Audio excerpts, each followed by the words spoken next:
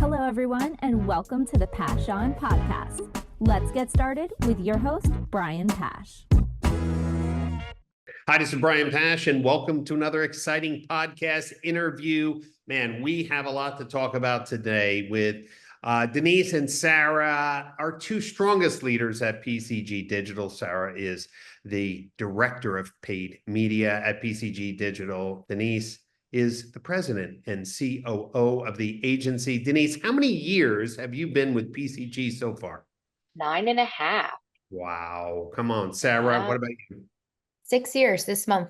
Man, we have great veterans that have really grown up with me in the industry, just tackling dealer problems. And today we're going to really talking about lifecycle marketing, some reminders that even though things are changing, man, there's some things that are still fundamental that dealers forget about.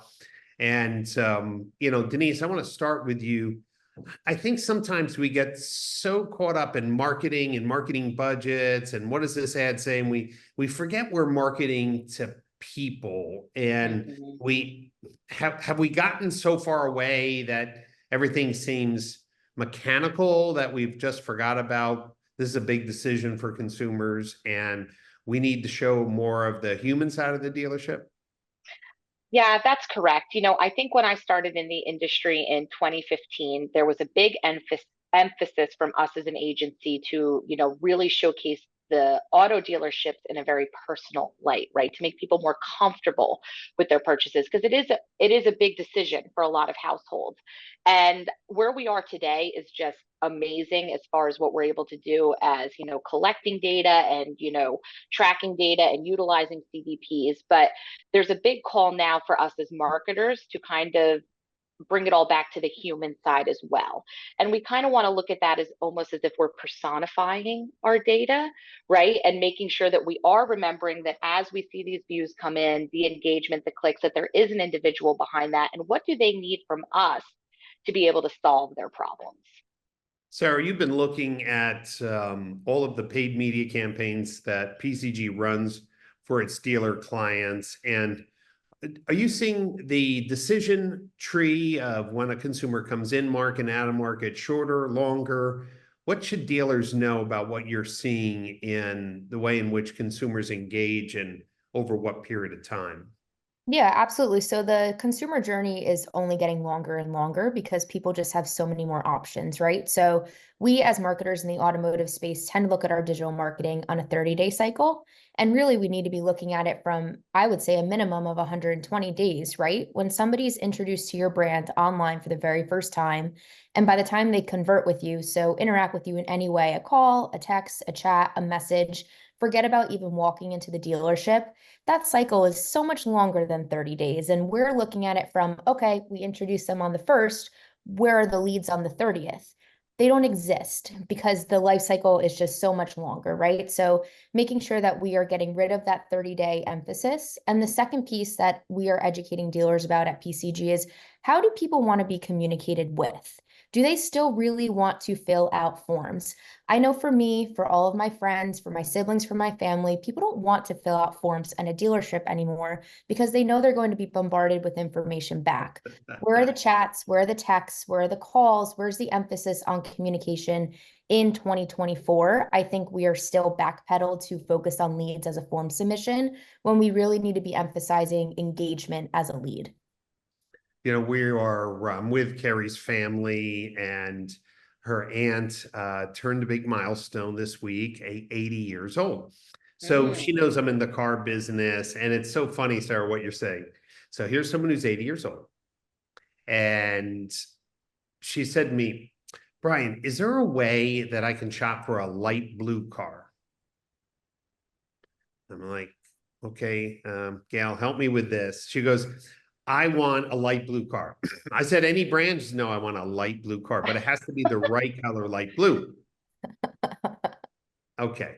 So I said, she goes, but I don't think you can search. And I said, well, you can go to cars.com, for example, and put in your radius, and you can shop, by color. And I said, well, how far do you want to buy? Would you want shipped? She didn't think about that. And I'm like, Gail, help me understand why you're kind of like, psst, psst, is there a secret? And here's what she said. It was today at lunch. If I go to a dealership and I tell them I'm shopping for a blue car, then I'm going to get bombarded with calls. Bombarded. That was the word she used. So, it may be not just the younger generation who might prefer a text message or a phone call. But I think people have been burned out about the number of emails, right? It's very common. Someone submits a lead, they have their AI assistant, then the salesperson, and then they maybe even have a general manager email. They may get 3 emails within the first day. And I'm trying to figure out, Denise, is there any other business that 3 different people would contact? If someone wanted to buy a couch or if someone wanted to book a travel ticket, 3 different people? Have we lost our way? Have we lost our way? Yeah, not even a doctor's office will send that amount of communication. My father's eyeglasses were ready. He got a text message that he never realized, and they were done a month ago. And he never got followed up with again that the eyeglasses were ready. So not even a doctor's office is communicating that much with people. So let's talk about it. Both of you mentioned data and the importance of data. And Sarah, you've been working with me on some of our dealer group clients that have CDPs now. And, whether they're using Orbi, Client Command, Telium, you're seeing these advanced audiences now build and activate. Isn't that pretty exciting for you and your team that for the first time dealers are generating their own first party audiences instead of just trusting Google in Market Shopper or Meta in Market Shopper, that dealers are crafting maybe smaller, but I would have to say more powerful targeting because it's granular down to who they are? Yeah, absolutely. We're able, once dealers get a hold of their first party data and they're utilizing a product like a CDP, like an Orbi or something like that, we're able to provide some personalized messaging to their consumer market that we've never been able to do before on such a granular level. And again, kind of to Denise's and I point before, right? What does Amazon do for you? What are these other e-commerce companies do for you? They deliver you personalized messaging that makes you buy and convert with them, but auto is so far behind that. With the adaptation of CDPs, with people understanding not just, okay, I have my first party data, but how to actually utilize it, teams like ours at PCG are able to deliver personalized digital marketing that is enabling us to really deliver for the client in a way that we're super proud of. One of the things that I've been writing about lately and have actually published an initial spec of this concept of, since most website platforms and vendors are supporting the Automotive Standards Council, we can see when a consumer starts a trade process and doesn't finish it, or start a service scheduler. And Denise, we know, like, I'm sure you've done this. You've left something in your shopping cart, maybe summer distracted you and you didn't click, to check out, and you get an email, right? Hey, you left something in your shopping cart. I think, to me, like, that's personal. They know I was shopping, I left something in my cart. We're able now, and I think the dealers who work with PCG kind of get blown away, is that when you have an identity resolution, if an existing customer stops a trade process or a service scheduler, you can actually have someone call up the person and say, hey, I see that you're struggling with the online scheduler. Can we schedule it for you? I mean, Denise, isn't this the future, right? Kind of seeing who's in our virtual showroom, and if they're an existing customer, right? We don't have to just throw them in a Facebook campaign or a Google campaign. We can actually have a responsible person give them a call. That's right. And I think, with identity resolution, what's been great is not only are you going to focus on maybe the vehicle that they abandoned, but you can see what else they looked at and help them make that decision based off of that personalization. And I think what also has been great about the concept of the CDP and identity resolution, bringing back in the advertising, is that when somebody then, say, is scrolling through their Instagram or Facebook, they're going to see the vehicles that they've looked at, right, in their feed, and they can continue to shop and scroll through. And it kind of, helps them not only come back to the website, but make a decision, based off of what it is that they're being served, right? So it kind of works in two ways. Whereas, the dealership obviously can contact and go through the vehicles that they've looked at, but then their feed feels personalized to them as well, too. Yeah, I'm looking for a new wine refrige, one of those pre-built ones. And it's interesting. After I looked at them, Meta is serving up not only the company, which was Wine Enthusiast, but I must have been added into like a wine shopper audience because 3 or 4 other wine cooler companies are now in my feed. And that really brings down to the lifecycle market, right? If your customers are on your website, understand that that shopper, your customer, is sending off signals, not only that you have, but your competitors have. And if you don't have a comprehensive marketing strategy to be on streaming, to be on Amazon, for example, or to be on social, to be in the Google search, be in the VLA, Sarah, right? It's almost like the technology is getting so targeted that dealers really need to think of this complete approach to reaching a customer. Because for me, I'm seeing these wine cooler ads in Google. I'm seeing them in social. I'm sure soon I'm going to start getting some email offers. So let's talk about that, Sarah. What do you say to dealers who say, hey, I don't need to be on Instagram. I don't need to be on Facebook. I just need to be on Google. Serious buyers are not, using social media for car shoppers. Some dealers still think that. Yeah. So, I mean, I was looking at a report the other day that showed there was 100 digital touch points before a shopper converted with a dealership. 100 different touch points. So, there's an average of 26. So even looking at the number 26, right, there's an average of 26 digital touch points before somebody decides to convert with you. Are you present for each 26 of those digital touch points? Or are you only focused on being present for the 26th digital touch point?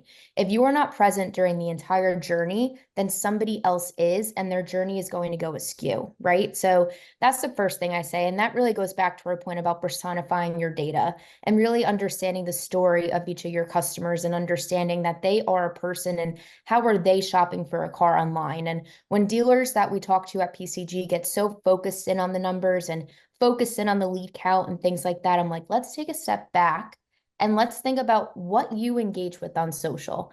Let's think about when you pick up your phone, where's the first place you're going? What are you in market for? And how are you personally, outside of your job, outside of automotive, shopping online? And that really makes them take a deep breath and say, okay, I kind of better understand at a very high level, this is what my media mix should look like, because I am now personifying my data and putting a face to the whole journey. Yeah, and I think it's generational. So, Carrie and I love to travel. She finds hotels and destinations on Instagram. Yep, I believe it. So like, I don't do that. And maybe it's just a generational thing, but she'll be like, we got to stay at this hotel. Now, normally it would be like, oh, there was a review or someone told me. She goes, I follow this influencer and this place is amazing. I'm like, really? Just because yes. And believe it or not, I would say 9 out of 10 times the hotels were amazing, right? Or the destinations. So I think dealers have to realize that generationally, they may be searching one way or using certain tools, but Carrie is looking at things differently. And that's where one thing I wanted to bring up, Denise, you formed a partnership to allow our dealers to advertise through Amazon's huge video streaming network. And people often don't understand, we're not talking about putting dealer ads next to their products, but Amazon has the best data on US consumers, period, right? That's right. The correct address because they ship things, the correct email because they want their orders, right? So they have all this data and millions of vehicles stored in their garage. Again, I don't really use Amazon for buying car things because my cars really don't break down. But that being said, dealers should realize that Amazon has partnered not only with their own content network, but other streaming networks. But by loading up clean data, right? And PCG can help dealers clean their DMS data and then load it up into Amazon. It seems that not a lot of dealers are doing it. And it almost feels like, hey, why fish in the crowded stream where 20 dealers are fishing? Why wouldn't you be fishing where consumers are, but maybe not so many automotive ads? What has been the response as dealers start rolling out streaming advertising using Amazon as a distribution platform? The thing to remember, and this actually, is a great conversation starter for even the white paper that we're writing, right? With Amazon advertising, and obviously them having all this information and the clean data and understanding what people are doing in their shopping carts, you can use your advertising then to almost create an intent to shop, right? So in the white paper that Sarah and I are currently in the process of writing, we're telling a story about an individual who started to fill her shopping cart with certain things. And then within the end of the story, she started to get served campaigns for a vehicle and didn't even realize she was in market to shop. And that's what's happening a lot of the times too, is that all you need is a little intent and people think, you know what, maybe it is time to upgrade my car. Or it could even be an ad where it's a vehicle buyback, right? We've seen so much with vehicle acquisition. Like we have to start to think of it in this huge overarching picture. Like Sarah said, there's so many digital touch points. I think Amazon is a great place to be involved because again, you can really target consumers based on what it is that they're already doing. And I think just to, talk a little bit about Amazon, I think everybody right away stays laser focused on, the Amazon apps and goods and stuff that people don't need, right? Don't forget about Whole Foods. Okay, that's part of Amazon too. And Right. people are doing Whole Foods delivery, people are shopping at Whole Foods. All of that is involved in the Amazon DSP as well. Yeah, one of the things that I believe is that, to the point that Sarah said, consumers have more choice than ever. Now, during COVID, right, inventory was tight and consumers didn't have choice. Now, incentives are back in a big way. And certain brands are making EV deals even sweeter because they have to move these vehicles, right? And I think because we have so much choice, people are in market longer now, right? During COVID, it was like, hey, there are no vehicles on the ground. I better get there was a scarcity mindset. I think dealers need to realize that since there's more choice, they need to stay top of mind. And Denise, that almost reminds me like when I first started the agency now, man, almost 20 years ago, we talked about top of mind brand awareness. Where does branding play into this life cycle marketing white paper you're working on? It almost feels like during COVID, people really needed cars. Dealers were charging full MSRP, some higher. Brand wasn't as important. It was like, do you have the car? Yes, I'll buy it. Go. We're back to normal. Turn rates are slowing down. Floor plan costs are killing some dealers. It's a time to get back to some basics and getting a clear brand message out there. Right. For sure. And, I think one of the things that dealerships have to remember is why should somebody buy from you? We were talking about this, you and I, 9, 10 years ago. The whole concept of the automotive social media sales funnel that I produced years ago was hitting people where they are in their life moments of buying a vehicle and why should they purchase from you? And we've kind of strayed away from that. And as you're saying, Brian, there is so much choice out there. So one of the things you really need to pepper in with your marketing is why should somebody buy from you? Now, what does that look like? Is it branding videos? Is it you being more active on certain social platforms that may hit a different generation, like a TikTok. That's all the stuff that Sarah, myself, and the paid media team have been exploring. So Sarah, Denise brought up TikTok.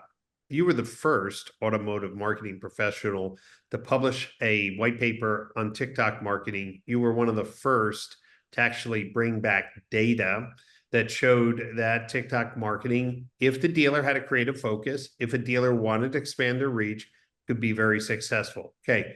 I think today more people are using TikTok. I think that even in this presidential election period, I've seen both candidates, post things on TikTok. What do dealers need to know in their lifecycle marketing where TikTok fits in, and what's the best way for a dealer to leverage TikTok? Yeah, so TikTok for automotive, the most important thing to remember with that is that it's all about building a community and building trust with your market. So the most impactful marketing influence that you can have on somebody is word of mouth, right? I'm going to trust what you and Denise tell me way before I trust an advertisement that I see online.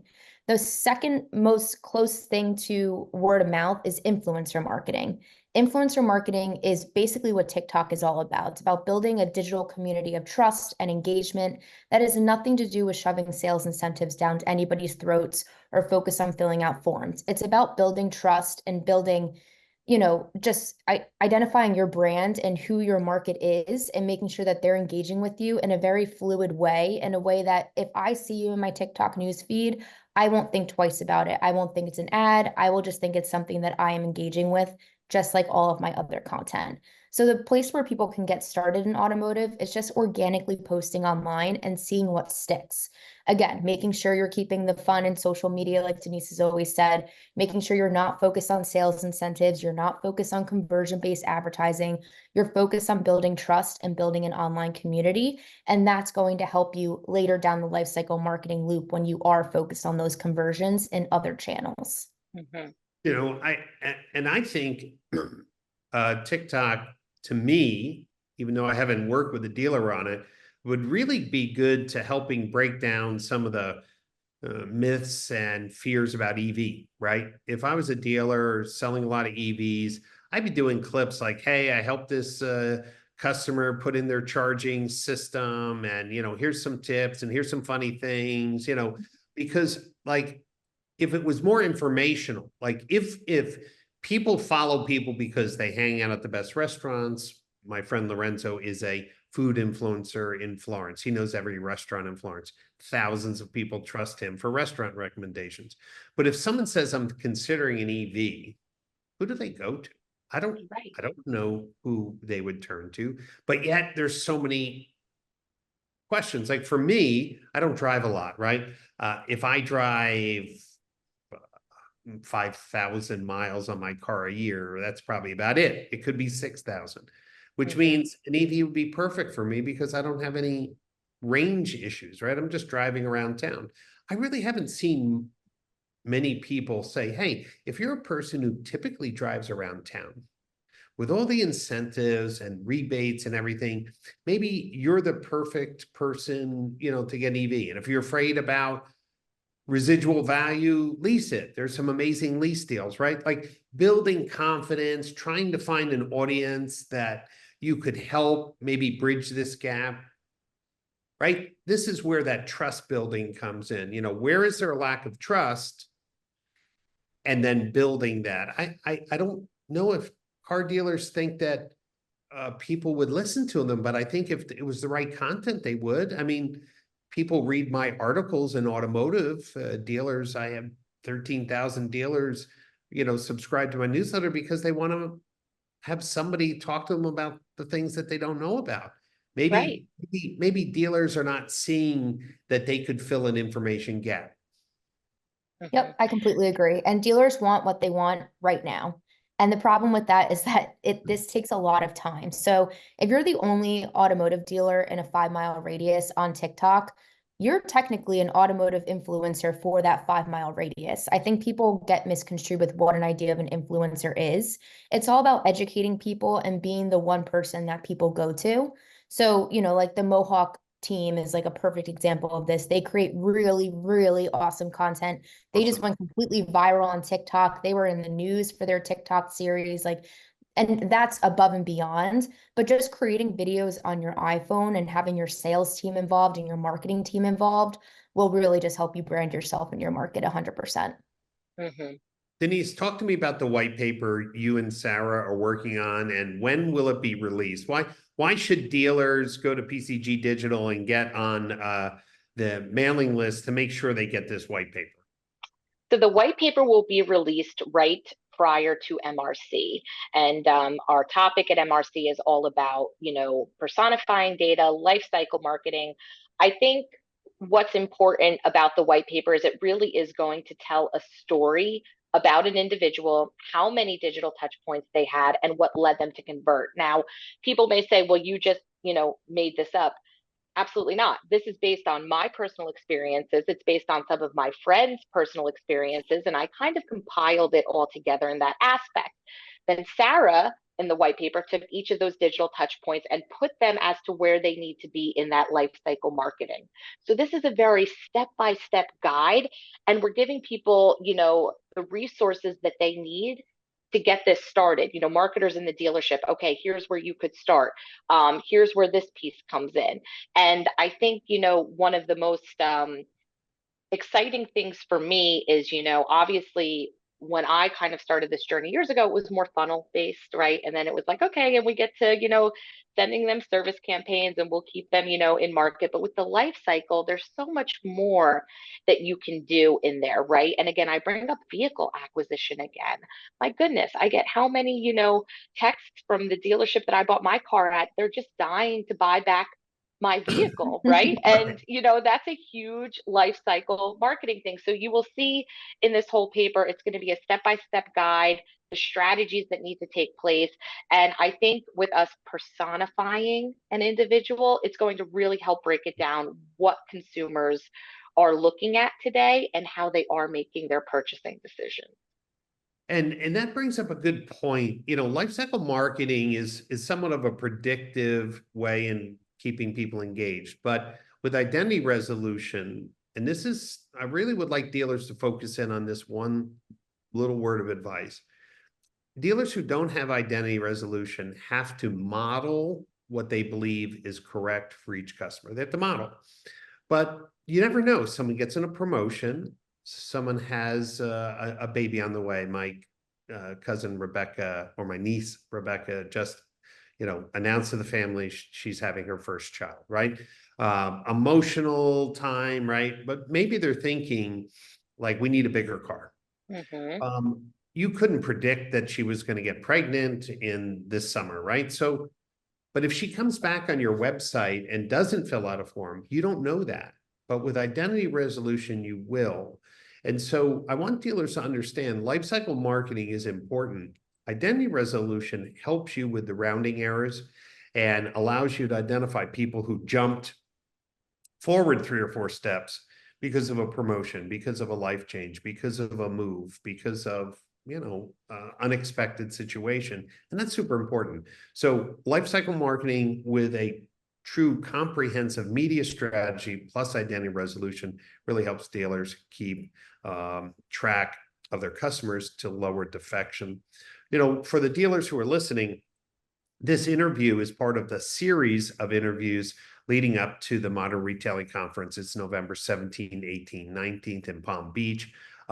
Denise and Sarah are going to be doing a workshop talking about this strategy that helps dealers have a more holistic approach, a more rational approach to marketing, plus the added advantage of data-driven personalization. I think that's really important. But the whole conference is going to be talking about these next breakthrough steps that dealers can do to improve their customer experience, accelerate sales, improve retention.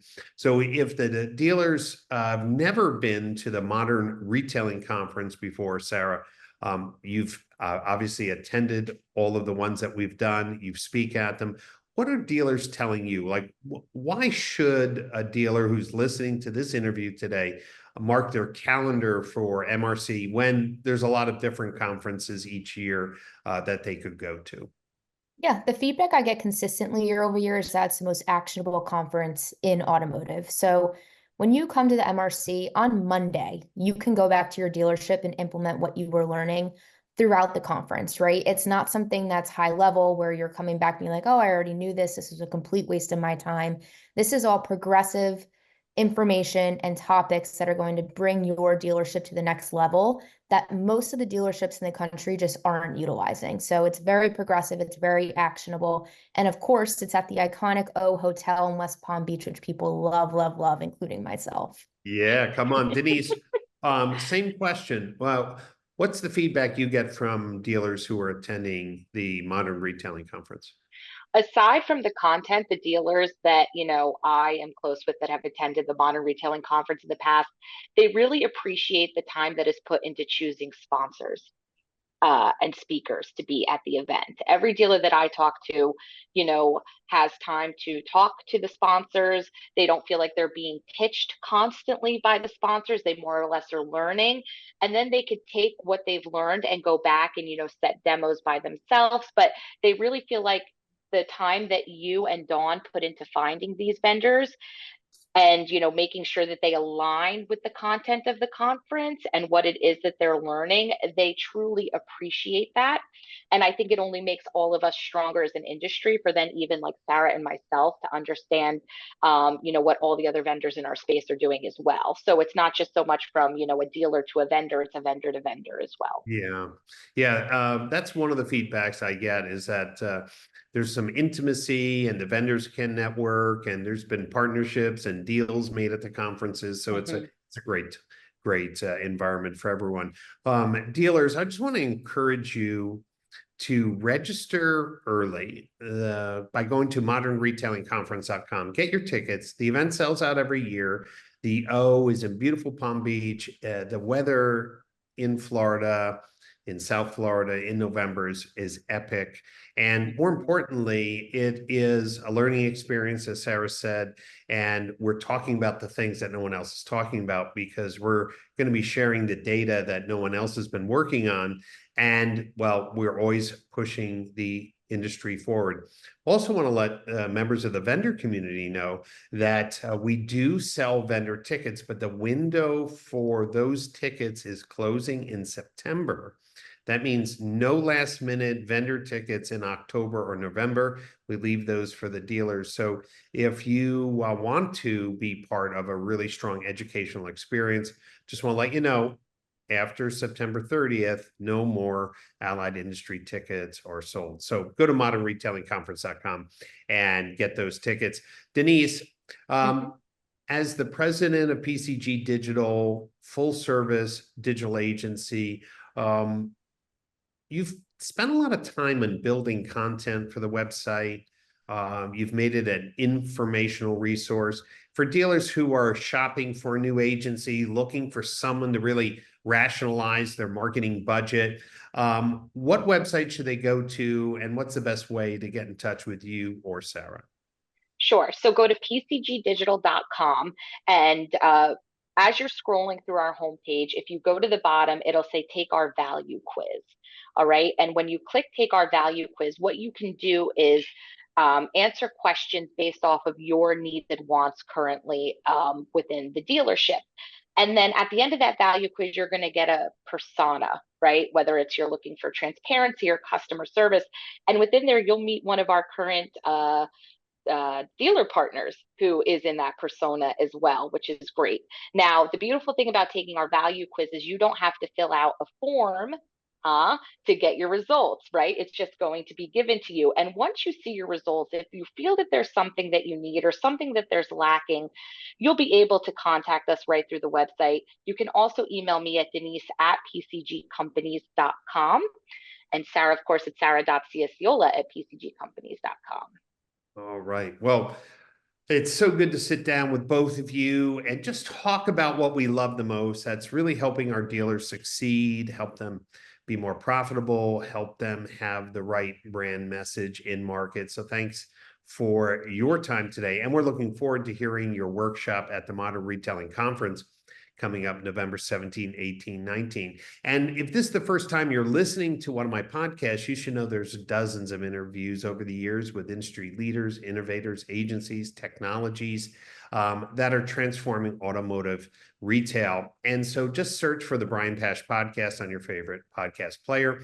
And more importantly, make sure you listen to all the interviews leading up to MRC. If you're coming, then you'll have a chance to know which companies are piquing your interest, maybe set up some demos before the conference, or maybe a dinner, because I know dinner with Denise and Sarah is a hot ticket at MRC. So dealers who want a VIP seat at the dinner table with PCG, you could just send a note to Denise or Sarah about that. Thanks everyone for listening in. Thank you both for being passionate about dealers, and we'll catch everyone next time on another podcast interview.